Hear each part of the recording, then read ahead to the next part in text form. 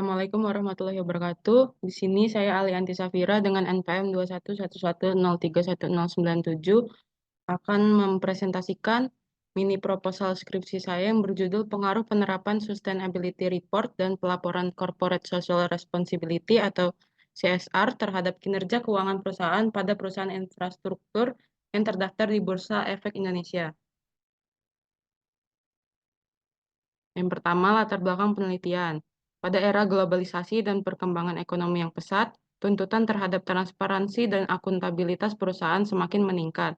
Salah satu bentuk akuntabilitas yang berkembang adalah pelaporan keberlanjutan atau sustainability reporting dan pelaporan tanggung jawab sosial perusahaan atau corporate social responsibility atau CSR. Kedua bentuk pelaporan ini tidak hanya mencerminkan komitmen perusahaan terhadap aspek lingkungan, sosial, dan tata kelola, tetapi juga menjadi indikator penting dalam menilai kinerja keuangan perusahaan. Perusahaan infrastruktur yang berfokus memainkan peran penting dalam pembangunan ekonomi dan dampak lingkungan seringkali melibatkan investasi besar dan kepentingan publik, sehingga menjadikannya bidang yang relevan untuk mempelajari korelasi antara praktik pelaporan komprehensif dan hasil keuangan. Infrastruktur yang berkelanjutan tidak hanya berfokus pada pembangunan fisik, tetapi juga pada bagaimana pembangunan tersebut berdampak pada masyarakat dan lingkungan sekitar.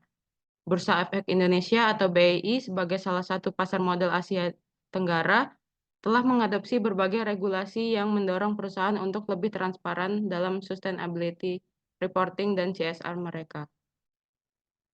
Namun, penelitian mengenai dampak langsung dari sustainability reporting dan CSR terhadap kinerja keuangan perusahaan di Indonesia, khususnya di sektor infrastruktur, masih terbatas.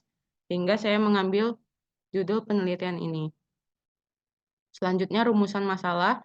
Terdapat dua rumusan masalah. Yang pertama adalah, apakah penerapan sustainability reporting berpengaruh signifikan terhadap kinerja keuangan perusahaan?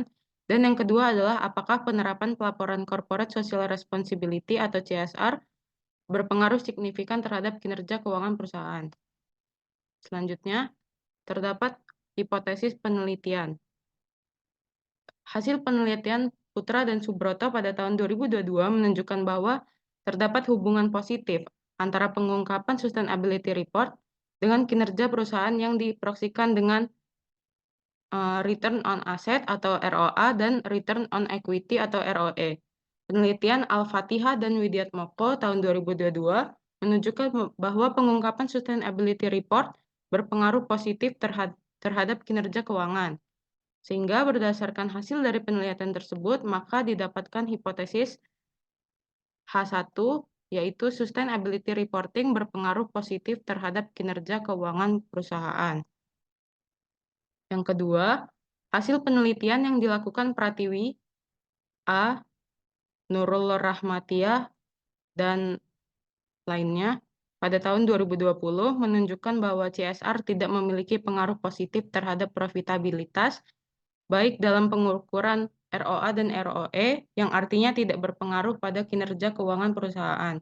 Sedangkan penelitian Ratih dan Setierini pada tahun 2014 juga menunjukkan bahwa CSR tidak terbukti berpengaruh positif terhadap kinerja keuangan atau ROA, sehingga berdasarkan hasil penelitian tersebut didapatkan hipotesis bahwa pelaporan Good Corporate Governance berpengaruh negatif terhadap keterbukaan dalam pelaporan anggaran. Untuk bab kedua, yaitu kajian pustaka,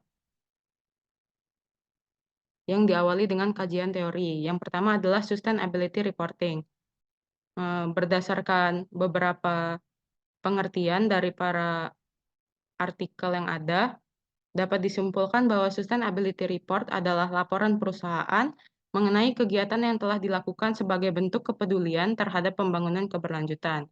Berikutnya yaitu Good Corporate Governance Reporting, yaitu merujuk pada praktik pelaporan yang transparan dan akuntabel mengenai bagaimana sebuah perusahaan diatur dan diawasi, sehingga pelaporan ini mencakup informasi tentang struktur, proses, dan kebijakan yang diterapkan. Selanjutnya, kinerja keuangan perusahaan.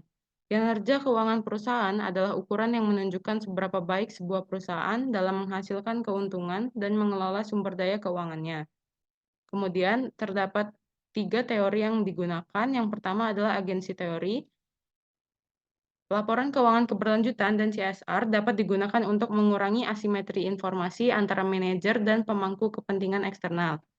Yang kedua adalah stakeholder theory atau teori pemangku kepentingan yang mengemukakan kebijakan-kebijakan perusahaan dan praktik dari pemangku kepentingan dalam pemenuhan hukum yang berlaku.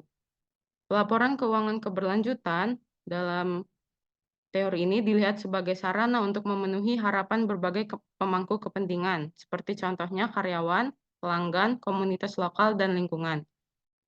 Yang terakhir adalah legitimate theory. Laporan keuangan keberlanjutan dan CSR dapat dilihat sebagai upaya perusahaan untuk memperoleh atau mempertahankan legitimasi sosial dengan menunjukkan bahwa mereka bertanggung jawab secara sosial dan lingkungan. Selanjutnya, pengaruh sustainability reporting terhadap kinerja keuangan perusahaan. Dalam beberapa tahun terakhir, pelaporan keberlanjutan atau sustainability reporting telah menjadi fokus utama bagi banyak perusahaan, termasuk perusahaan infrastruktur yang terdaftar di Bursa Efek Indonesia. Laporan keberlanjutan mencakup informasi tentang dampak lingkungan, sosial, dan tata kelola yang dihasilkan oleh perusahaan. Studi empiris mendukung hubungan positif antara pelaporan keberlanjutan dengan kinerja keuangan perusahaan. Misalnya, penelitian oleh Eccles, Loanu, dan Serafim pada tahun 2014 menunjukkan bahwa perusahaan yang mengintegrasikan praktik keberlanjutan dalam strategi mereka cenderung memiliki kinerja keuangan yang lebih baik dalam jangka panjang. Dengan demikian, dapat disimpulkan bahwa pelaporan keberlanjutan berpengaruh signifikan terhadap kinerja keuangan perusahaan melalui peningkatan reputasi, efisiensi operasional, akses ke modal, hubungan dengan pemangku kepentingan, dan keunggulan kompetitif. Untuk selanjutnya, pengaruh pelaporan Good Corporate Governance terhadap kinerja keuangan perusahaan. Pelaporan Good Corporate Governance memainkan peran penting dalam meningkatkan kinerja keuangan perusahaan. Good Corporate Governance mengacu pada serangkaian prinsip dan praktik yang memastikan bahwa perusahaan dikelola dengan cara yang bertanggung jawab, transparan, dan adil, serta sesuai dengan kepentingan para pemangku kepentingan, termasuk pemegang saham, karyawan, pelanggan, dan masyarakat luas. Penerapan GCG yang efektif dan pelaporannya secara transparan dapat memberikan berbagai dampak positif terhadap kinerja keuangan perusahaan. Secara empiris, berbagai penelitian telah menunjukkan bahwa adanya hubungan positif antara penerapan dan pelaporan GCG dengan kinerja keuangan perusahaan. Dengan demikian, pelaporan GCG dapat memberikan dampak yang signifikan terhadap kinerja keuangan perusahaan melalui peningkatan efisiensi operasional, pengurangan risiko, peningkatan reputasi, dan hubungan yang lebih baik dengan para pemangku kepentingan. Selanjutnya, di bab 3 itu metodologi penelitian. Yang pertama ialah jenis penelitian. Penelitian ini menggunakan metode pendekatan secara kuantitatif.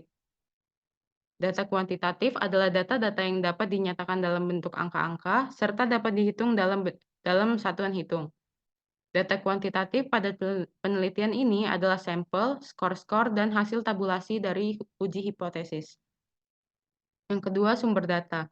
Sumber data dari penelitian ini adalah data sekunder yang merupakan data yang telah ada dan dikumpulkan oleh pihak lain. Data sekunder pada dasarnya adalah bukti, catatan, atau laporan yang telah ada dan tersusun dalam arsip. Pada penelitian ini didapatkan data dari beberapa penelitian terakreditasi dan yang tidak terakreditasi, serta melalui laporan keuangan yang dipublikasi oleh perusahaan infrastruktur. Selanjutnya, metode analisis data. Terdapat dua, yang pertama adalah analisis data deskriptif. Analisis data deskriptif digunakan untuk menganalisis data yang telah terkumpul dengan cara mendeskripsikan atau menggambarkan objek yang diteliti melalui sampel atau populasi sebagaimana adanya tanpa melakukan analisis dan membuat kesimpulan yang berlaku umum. Yang kedua, Analisis data kuantitatif, yaitu analisis yang diolah dengan sistematis dengan rumus Y sama dengan A plus B1X1 plus B2X2 plus E, di mana Y adalah skor dimensi kinerja keuangan perusahaan, A sebagai konstanta, B1X1 sebagai skor dimensi sustainability reporting, B2X2 sebagai skor dimensi pelaporan good corporate governance, dan E sebagai standar error.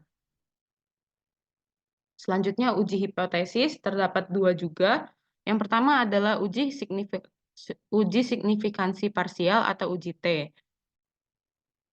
Pada uji ini akan diuji apakah variabel sustainability reporting X1 dan pelaporan good corporate governance secara parsial berpengaruh terhadap kinerja keuangan perusahaan pada alfa 5%.